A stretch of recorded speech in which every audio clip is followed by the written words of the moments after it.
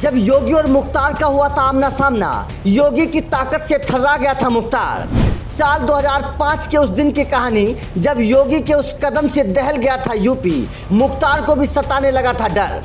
उस दिन अगर योगी को न रोकती पुलिस तो खत्म हो जाता मुख्तार का नामो निशान। सरकार भी हो गई थी परेशान। मुख्तार ने योगी पर ऐसा हमला करवाया, 100 से ज्यादा गाड़ियों को सरेआम जलाया, फिर भी योगी का कुछ नहीं बिगाड़ पाया।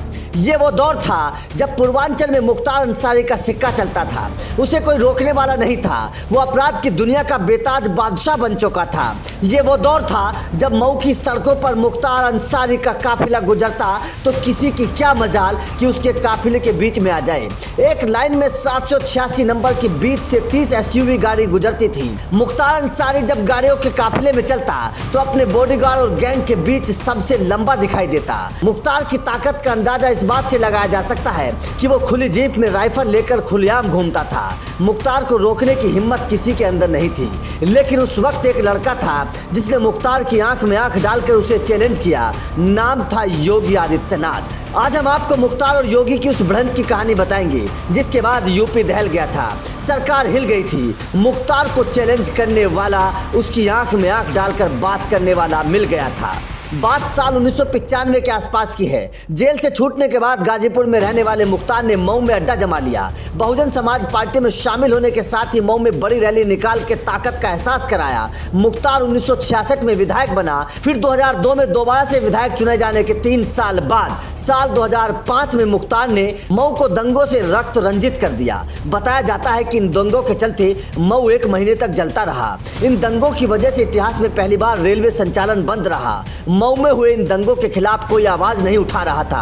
अपनी ताकत का एहसास कराने के लिए मुख्तार अंसारी वहां पर हथियारों को लहराते हुए खुली जीप में घूम रहा था। लेकिन मऊ में दंगा पीड़ितों को इंसाफ दिलाने के लिए योगी आदित्यनाथ ने मुख्तार अंसारी को खुली चुनौती दे दी और कहा था कि वो मऊ दंगे पीड़ितों को इंसाफ दिलाकर रहेंगे। योगी प्लान बना चुके थे। 2006 में गोरखनाथ मंदिर से मुख्तार से टकराने के लिए मऊ के लिए 10 से 12 गाड़ियों के काफिले के साथ योगी निकल पड़े। बताया जाता है कि योगी का काफिला गोरखपुर से 30 किलोमीटर तक ही पहुंचा था। इतनी दूरी में ही योगी आदित्यनाथ के काफिले में गाड़ियों की संख्या 10 से बढ़कर 150 हो गई थी।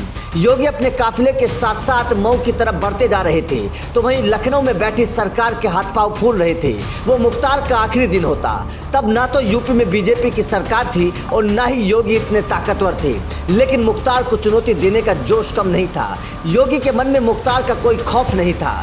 योगी जैसे ही अपने काफिले के साथ गोरखपुर और मऊ के बॉर्डर दोहरी घाट पहुंचे, उनका काफिला रोक लिया गया। योगी को आगे जाने की परमिशन नहीं दी गई। हालांकि उस दिन योगी आदित्यनाथ सरकार और उस वक्त की यूपी पुलिस के दबाव में वापस लौट गए, लेकिन हिंदुओं के ऊपर हुए जुल्म की वो आग उनके दिल में धधकती रही। तो वहीं दूसरी तरफ मुख्तार सरकार की मदद से तुष्टीकरण का खेल खेल रहा था। वो अपनी ताकत को बढ़ाता जा रहा था। इस हमले के बाद मुख्तार ने योगी आदित्यनाथ से बदला लेने का प्लान बनाया और मऊ दंगों के 3 साल बाद यानी कि साल 2008 में योगी आदित्यनाथ ने मुख्तार अंसारी को फिर ललकारा।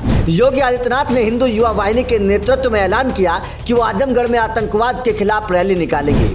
तय तारीख के अनुसार 7 सितंबर 2008 को DAV डिग्री कॉलेज के मैदान में रैली का आयोजन होना था।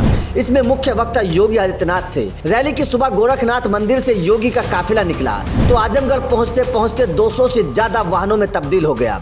योगी आदित्यनाथ का काफिला जब निकला तो सैकड़ों गाड़ियां पीछे थी।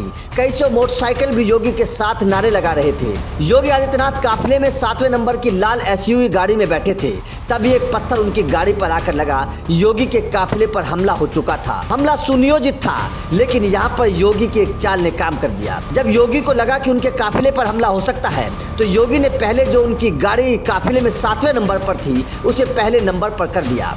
1:20 पर काफिला तकिए इलाके से गुजरा। यहाँ काफिले के साथ कुछ बाइक और गाड़ियां बराबर में चलने लगी। तभी एक पत्थर काफिले में 7वें नंबर पर चल रही गाड़ी पर आकर लगा तो पीछे की गाड़ियां रुक गईं। आगे की 6 गाड़ियां तेजी से आगे बढ़ती चली गई। पीछे की गाड़ियों पर अचानक पत्थर और पेट्रोल बम चलने लगे। लोगों ने गाड़ी के शीशे तोड़कर हमले करने शुरू कर दिए, लेकिन अपने दिमाग से योगी बच निकले। उस वक्त योगी ने संकेत दे दिया था कि हमला मुख्तार अंसारी ने करवाया है। योगी आदित्यनाथ ने कहा था कि काफिले पर लगातार एक पक्ष से गोलियां चल रही थी, गाड़ियों को तोड़ा जा रहा था, लेकिन पुलिस मौन बनी रही। इस जानलेवा हमले में योगी आदित्यनाथ बाल बाल बचे। यह हमला इतना बड़ा था कि 100 से भी ज्यादा वाहनों को हमलावरों ने घेर लिया और लोगों को लहूलुहान कर दिया। दुनिया जानती जानती है कि मऊ दंगों के समय मुख्तार को तत्कालीन सरकार का संरक्षण प्राप्त था और वो दिन पर दिन ताकतवर बनता जा रहा था। लेकिन वक्त ने ऐसी करवट ली कि जो मुख्तार जीप में खुले हथियार लहराता था, खुलेआम दंगे करवाता था, अब वो व्हील चेयर पर आ चुका है और अब बांदा के सलाखों के पीछे है। और योगी है यूपी के सीएम। योगी आदित्यनाथ का एक किस्सा बताता है कि शुरू से ही योगी अपराध और अपराधियों के खिलाफ सख्त रहे हैं। आपका इस कहानी पर क्या कहना है, कमेंट करके जरूर बताएं।